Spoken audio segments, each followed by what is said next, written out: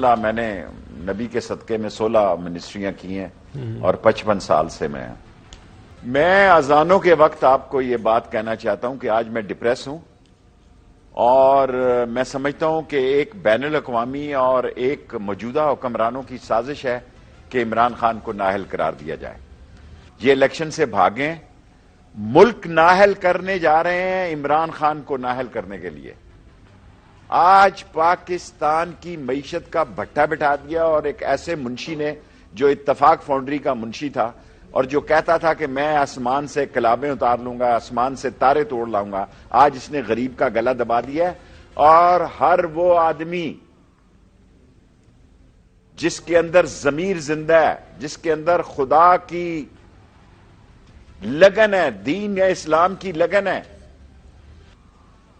جو دربان حسین ہے، وہ یہ سوچ لے کہ اس ملک میں ساری پارٹیاں اکٹھی ہو گئی ہیں عمران خان کا راستہ روکنے کے لیے، اور یہاں ایسے لوگ ہیں جو تماشا کر رہے ہیں، جو اندر سے عمران خان کے ساتھ نہیں ہیں، منافق ہیں، لالچی ہیں، مفاد بھوکے ہیں، انتخابات اور اختیارات کے بھوکے ہیں۔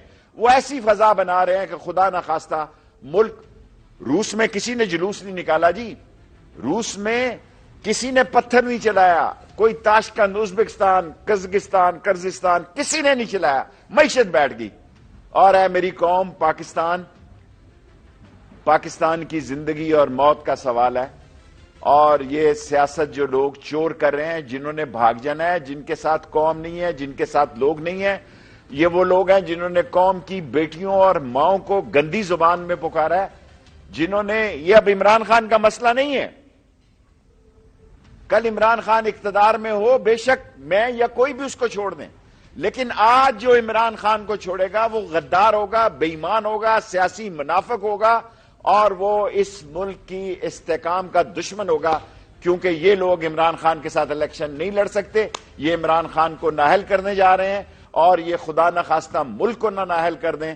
اور عدلیہ پر بھی مجھے امید ہے، میں فوج اور عدلیہ پر بات نہیں کرتا، میں سمجھتا ہوں کہ ملک کی ذمہ داریاں، فوج نے بہت زبردست فیصلہ کیا ہے سیاست سے دور ہونے کا، لیکن قومی سلامتی سے کوئی ملک کی عظیم جانثار اور شہادتی اور غازی فوج دور نہیں رہ سکتی، اس ملک کی قوم سے دور نہیں رہ سکتی، اس ملک کی سالمیت سے دور نہیں رہ سکتی، اور معیشت جو ہے پاکستان کی سالمیت ہے، قومی سلامتی ہے۔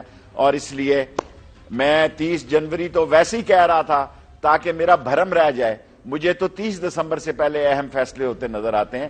میں نے 30 جنوری، کیونکہ میں اب ٹویٹ میں کم آتا ہوں ٹی وی پہ، میں اب ٹویٹ کے ذریعے اپنا صبح ناشتے کے ساتھ ہی پیغام دیتا ہوں، لیکن میں 30 جنوری 2 دن سے ٹویٹ کر رہا ہوں کہ 30 جنوری تک اہم فیصلے آ جائیں گے، الیکشن کی طرف ملک کو جانا ہے۔ آج جو میں حالات دیکھ رہا ہوں کہ 6.9 پر آ گئے ہیں ہمارے ریزرو، میری بات جھوٹ ہو خدا کرے، یہاں کے بینک میں 77 لیٹر آف کریڈٹ ارد گرد کے لوگوں کے ہیں، یہ تو آئی ایم ایف کو گالیاں دے رہا ہے اسحاق ڈار، یہ تو دنیا کی دیکھیں ریٹنگ ہماری کہاں جا رہی ہے۔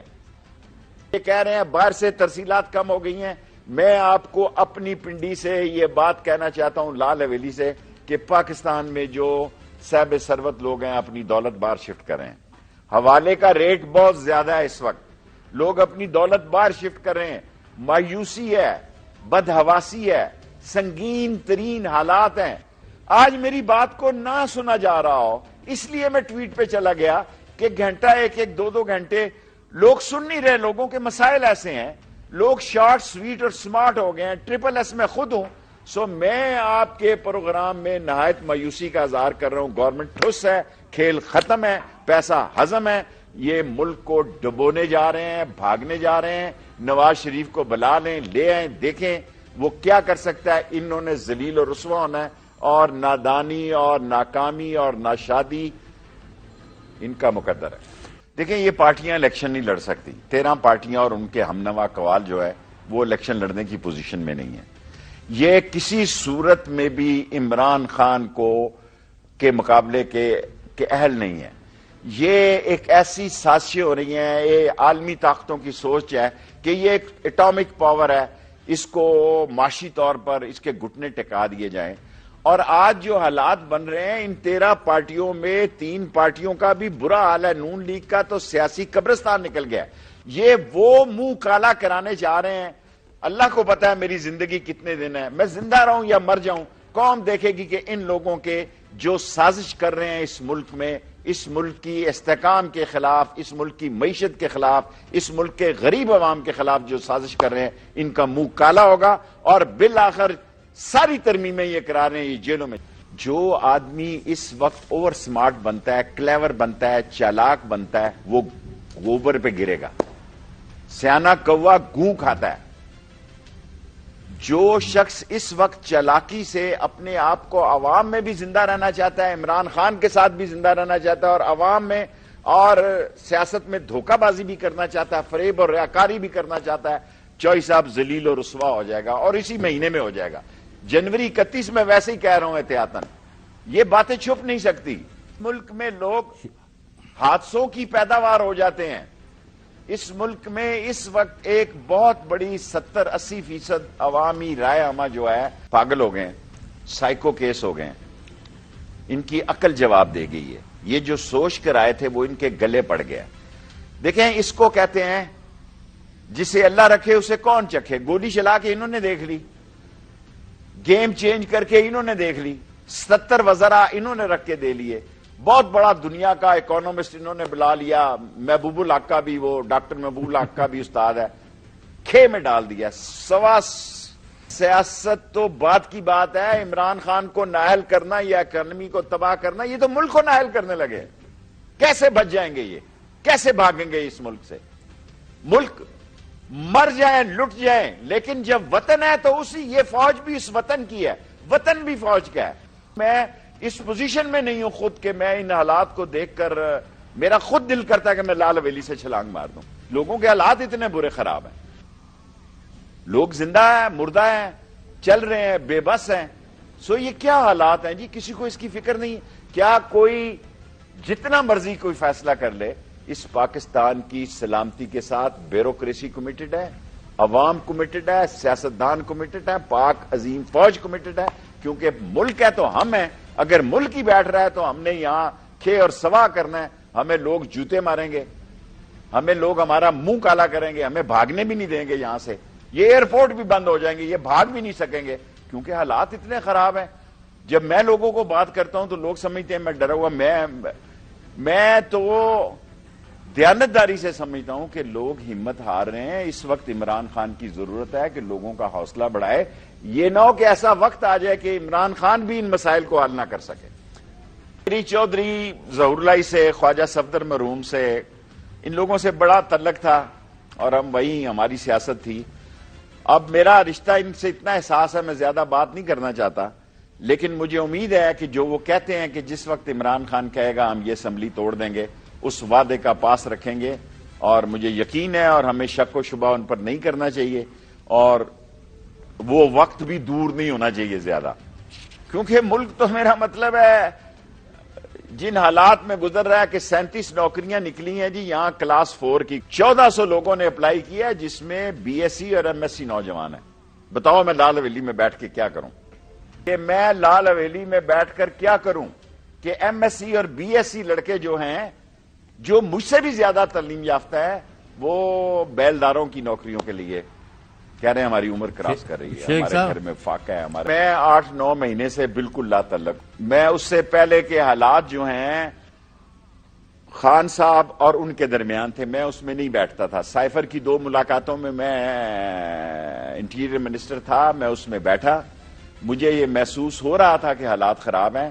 میں نے گھر پہلے چھوڑ دیا. خان صاحب نے کہا آپ نے اپنا گھر پہلے چھوڑ دیا. میں نے کہا جی مجھے ایم کیو ایم سے میرا تعلق ہے. انہوں نے کہا کہ ہم جا رہے ہیں. اور جب سندھ ہاؤس میں منڈی لگی تو آپ سب نے کیمرے آپ کے زندہ وہاں چل رہے تھے. میں نے یہ اپنے آپ سے کمٹ کیا ہے 9 مہینوں کے, میں نے کہ فوج اور عدلیہ پہ کوئی بات نہیں کرنی. کیونکہ میں نے خام خواہ, اگر میرے جیسا انسان, میری کانسٹیچوئنسی آپ دیکھیں, یہ ساری آرم فورسز کے جتنے ادارے ہیں وہ سارے میری کانسٹیچوئنسی سے منسلک ہیں. لیکن میں نے کوئی بات اس لیے نہیں کی کہ میں بدگمانی نہیں کرنا چاہتا تھا. میں نے ان سے کہا کہ میں عمران خان کے ساتھ کھڑا ہوں گا. میں نسلی ہوں، اصلی ہوں، اور میری عمر کا تقاضا ہے، اور میں ان کا مشکور ہوں کہ مجھے کسی نے تنگ نہیں کیا جی، مجھے کسی نے اوف بھی نہیں کی، فون کال بھی نہیں کیا۔ انہوں نے کہا ٹھیک ہے آپ نے رستے جدا کر لیے، آپ جانے، آپ کا کام جانے، لیکن ہمیں آپ سے یہ امید نہیں تھی۔ میں نے کہا بس آپ یہ توقع رکھیں کہ میں حتی الامکان کوشش کروں گا، حتی الامکان کہ حالات بہتری کی طرف جائیں۔ جب نہیں گئے تو میں کیا کر سکتا ہوں؟ سیٹ کی اس حویلی سے بیٹھ کے سیاست کرتا ہوں، میں کوئی سارے ملک کی سیاست نہیں کرتا، اور وہ ایک سیٹ بھی جو ہے نا وہ لوگوں کو ہضم نہیں ہوتی۔ 4 دن پہلے اس ملک میں نہ گیس ہے، نہ بجلی ہے، نہ روس نے بھی چھٹی کرا دی ہے۔ 6.9 بلین ان کے پاس ریزرو ہیں، 3 بلین چین کے نکال دو اور 2 بلین سعودی عرب کے نکال دو، پتہ نہیں 2 ہیں چین کے یا 3 ہیں، یا 3 سعودی عرب کے ہیں، 5 بلین نکال دو تو یہ 4 سے جو کم ریزرو ہیں آپ کے، یہ 24 کروڑ عوام پہ تقسیم کر لو، آپ کا تو گلا گھٹنے جا رہا ہے۔ یہ تو بے شرم ہے، ان کے تو پیسے باہر ہیں، ان کی تو جدادیں باہر ہیں، ان کی اولادیں باہر ہیں، ان کا سب کچھ باہر ہے، ہم ان کے غلام ہیں، ان کے منہ سے جو گرتا ہے ہم وہ کھاتے ہیں۔ جو ان کا حکم جاری، 2 ارب روپیہ آپ کے لیے انہوں نے کمپنی کی مشہوری کے لیے، میڈیا کے لیے ای سی سی نے پاس کیا کو 5 دن ہوئے کہ 2 ارب روپیہ کیش دیا گیا کہ فوراً خرچ کرو، بتایا جائے کہ بچ گئے، ہم خاک بچ گئے۔ ان کا انجام برا ہے، ان کا انجام برا ہے، ان کا انجام برا ہے۔ اللہ سبحانہ تعالیٰ نبی کے صدقے میں اس ملک کا انجام برا نہ ہو، ہم سب کا بے شک انجام جو مرضی ہو جائے۔ اس ملک کو سلامت رہنا چاہیے، اس ملک کے اداروں کو سلامت رہنا چاہیے، اس ملک کے غریب عوام کو زندہ رہنے کا حق ملنا چاہیے۔ دیکھیں یہ جو چہرے لائے گئے ہیں یہ نون چہرے ہیں، ان کی سیاست سب کو پتہ ہے۔ جب ہم بطور وزیر باہر ملک میں جاتے ہیں نا تو ان کے پاس ایک پورا صفحہ جاتا ہے کہ یہ شیخ رشید ہے، یہ 16 دفعہ وزیر رہا ہے، اس کا آگے پیچھے کوئی نہیں، یہ ایک سیٹ کی صرف سیاست کرتا ہے، اور میڈیا میں اپنا کیس لڑتا ہے۔ ہماری پوری بایو ڈیٹا کے اتنی 4 کتابیں لکھی، یہ لکھی، جب یہ باہر جاتے ہیں نا ان کے بینک اکاؤنٹ جاتے ہیں کہ ان کے اتنے ریزرو ہیں، اتنے ان کے ایسٹس ہیں، اتنے ان کے پیسے ہیں۔ اب مجھے بتائیں کہ معاملات جو ہیں ان کا خیال تھا کہ یہ سنبھال لیں گے، ان سے اب نہیں سنبھل رہے، اور اس کی سزا کس کو دے رہے ہیں؟ جتنا عمران خان کے خلاف یہ ری ایکشن دے رہے ہیں اتنا وہ بہتر پوزیشن میں ہو رہا ہے، اور ان کی بات ان کے گلے پڑ رہی ہے، اور ان کی بات جو ہے یہ بارودی سرنگوں پر پاؤں رکھ کے چل رہے ہیں۔ اس ملک کی معیشت جو ہے وہ ٹائم بم کے اوپر پاؤں رکھ کے چل رہی ہے۔ اس ملک کے معاملات اس طرح سنگین اور گمبھیر ہو رہے ہیں، میں ڈرانا نہیں چاہتا، میں محلے گلی کی سیاست کرتا ہوں، میں کوئی Berkeley, Harvard, Essex, Columbia, New York ان سے نہیں پڑھا ہوا، میں ٹاٹوں پہ پڑھا ہوا ہوں، سامنے کے سکول سے، اس سامنے کے سکول سے میں ٹاٹوں پہ پڑھا ہوا ہوں۔ میں آپ کو بتا رہا ہوں کہ میرے جیسے آبائی محلوں میں جہاں سنگل آدمی، ڈبل آدمی نہیں چل سکتا، جن گلیوں میں وہاں لوٹ مار شروع ہو چکی ہے۔ لوگوں کو سمجھ نہیں آ رہی کیا کرے گی جی پولیس، کیا کرے گی پولیس؟ خود بھوک ننگ کا سوار ہے وہ، اور جو ڈکیت ہیں، جو مسئلے معاملات ہیں وہ خراب ہو رہے ہیں۔ بالآخر سارے لوگ اس پر بیٹھیں گے، سوچیں گے ملک ہے تو ہم ہیں، ملک ہے تو یہ عظیم فوج ہے، ملک ہے تو یہ سائنسدان ہے، ملک ہے تو یہ بیوروکریسی ہے۔ یہ بھگوڑے بھاگنے کے لیے تیار رہیں گے۔ ایک دفعہ یہ ختم ہو جائے، گند کوڑا کٹا۔ بھٹو کہتا تھا سارے گندے انڈے ایک ہی ٹوکری میں شیخ رشید ہونے چاہیے، حالانکہ میں اس کی پارٹی میں نہیں تھا، لیکن بڑی معذرت کے ساتھ وہ یہ بھی کہتا تھا there is always face behind a case, nobody looks towards case, everybody looks towards face۔ یہ گندے چہرے، گندے چہرے جنہوں نے اس ملک میں سازش تیار کی اپنے کیس ختم کرنے کے لیے، اللہ کے قبضے میں میری جان ہے، یہ کیس بھی نہیں ختم ہوں گے، یہ ذلیل و رسوا ہو جائیں گے۔ جھولی اٹھا کے لوگ ان کے خلاف بددعائیں کر رہے ہیں۔ یہ عمران خان کا یا شیخ رشید کا مسئلہ نہیں ہے، پاکستان کا مسئلہ ہے۔ عمران خان کو نائل کراتے یہ ملک کو نائل کرانا چاہتے ہیں۔ اللہ ان کو نیست و نابود کرے گا، کیونکہ ہم پاکستان ہیں، پاکستان ہمارا ہے، اور ہم انشاءاللہ تعالی کوشش کریں گے کہ اس امتحان کے وقت میں عمران خان کے ساتھ چٹان کی طرح کھڑے رہیں۔ عمران خان کو ہٹایا جائے گا، اس کا خیال تھا کہ عمران خان گھر جا کے بنی گالا سو جائے گا، بیٹھ جائے گا۔ جب اس نے دیکھا لوگ نکلے ہیں وہ نکل آیا۔ پھر 25 مئی کو جب تشدد ہوا، ان کا خیال تھا کہ یہاں خون خرابہ ہوگا اور جو ایک غیر ملکی ایجنڈا تھا وہ امپلیمنٹ ہوگا۔ عمران خان نے اس کو کاؤنٹر کر دیا اور باتیں سنی لوگوں کی، باتیں سنی ایسے ایسے چپڑ کلاس لوگوں کی، تھرڈ گریڈ لوگوں کی باتیں سنی کہ جن کا کوئی مسئلہ مسائل ہی نہیں ہے سیاست میں، اور اس نے اس کو ڈیفیوز کر دیا۔ ایک بہت بڑی تعیناتی کا مسئلہ ہوا جس پر میں بات نہیں کرنا چاہتا، لیکن ساری قوم اور سارے لوگوں نے اور عمران خان نے آدھے گھنٹے میں اس کو اپروو کیا۔ یہاں بھی یہ ناکام ہو گئے۔ ان کا خیال تھا کہ کوئی مختلف فیصلہ ہوگا، یا ایسا ہوگا یا ویسا ہوگا، لیکن وہ بھی نہیں ہوا۔ پھر وہ جب اسلام آباد آ رہا تھا تو ان کا خیال تھا جناب علی کہ یہاں انہوں نے کچھ 7-8 ہزار لوگ بلائے۔ الٹیمیٹلی یہ عمران خان سے ایک تصادم مانگ رہے تھے، عمران خان ان سے الیکشن مانگ رہا تھا۔ فرق صرف اتنا ہے کہ ان کو زمینی حقائق سے کوئی آگاہ کرنے والا نہیں۔ دیکھیں نا، یہ وقت ہے، آج ہیں، سفارتی پاسپورٹ ہے ان کے پاس، جتنی مشکل سے وہ بھاگے ہیں۔ مجھے وہ سعودی عرب جب بھاگے وہ بھی سارا نقشہ میرے سامنے ہے کہ وہ کیسے معاملات ہوئے، کیونکہ قومی راز ہیں، میں اس پر بات نہیں کرنا چاہتا، لیکن وہ سارے راز میرے پاس ہیں کہ وہ کیسے سیٹل ہوا، کیسے قلعے میں ساری باتیں طے ہوئی، کس طرح ہوا، اور کنگ عبداللہ کے مسئلے سارے میرے نوٹس میں ہیں۔ اور اب جب یہاں سے گئے وہ سارے مسئلے بھی میرے نوٹس میں ہیں، اور میں نے خود بھی اس کو جانے کے لیے ووٹ دی کیبنٹ میں کہ جان چھٹاؤ۔ بندہ ٹھس ہے جی۔ میں باچا خان سے پوچھا کرتا تھا تو کیا روز جیل جاتے ہو خان جی؟ حالانکہ میں نے ان سے بڑا کنجوس نہیں دیکھا کہ وہ ولی خان پہ گولی چلی تو ہم گئے، میں، چودھری ظہور اللہ صاحب اور خواجہ صفدر صاحب۔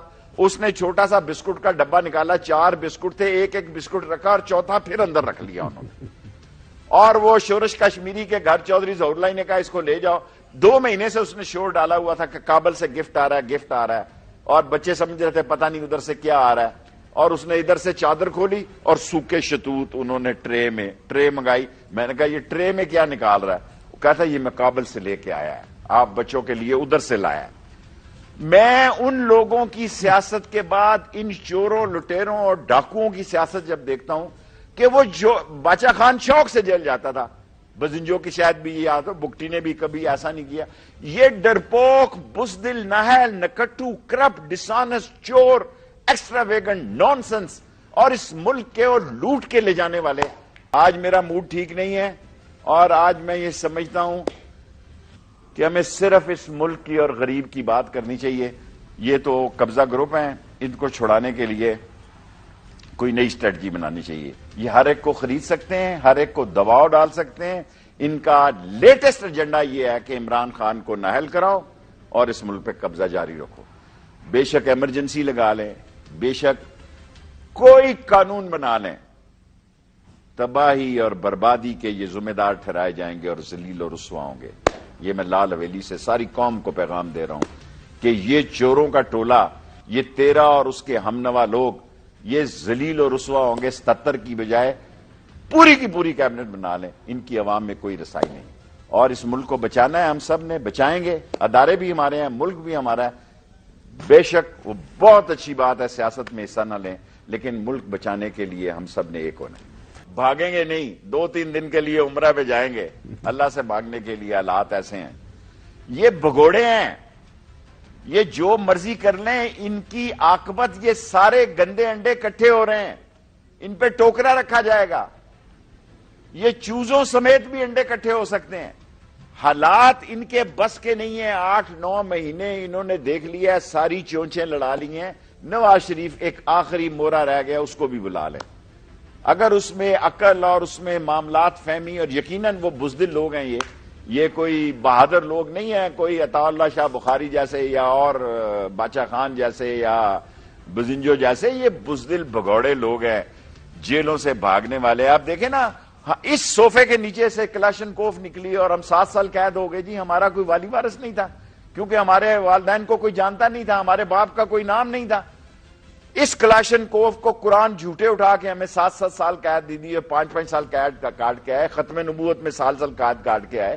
ہمارا وارث کوئی نہیں تھا۔ یہ چور، ڈاکو اور لٹیرے، بدماش، پرلے درجے کے ملک کے ڈکیت، اصل ڈکیت یہ ہیں، ان کے کیس ختم ہو جاتے ہیں۔ ہمارے کورٹ مارشل ہوتے ہیں جناب، ننھی سی جان پہ کورٹ مارشل ہوتے ہیں۔ بچوں کی قیدیں کاٹنی پڑی ہیں اس ملک میں، لیکن میں آج شکست کو تسلیم کر رہا ہوں کہ اس ملک میں شاید میں نے اپنے حالات بدل لیے ہیں، میں غریب کے حالات نہیں بدل سکا۔ میں دیکھ رہا ہوں کہ لوگ اب میرے ہاتھ سے بھی نکل رہے ہیں، میں بھی سوچوں کہ میں لال ویلی میں کیا سب کچھ اسی طرح دیکھتا رہوں، یا میں بھی کہوں السلام علیکم میں ان حالات کا مقابلہ نہیں کر سکتا۔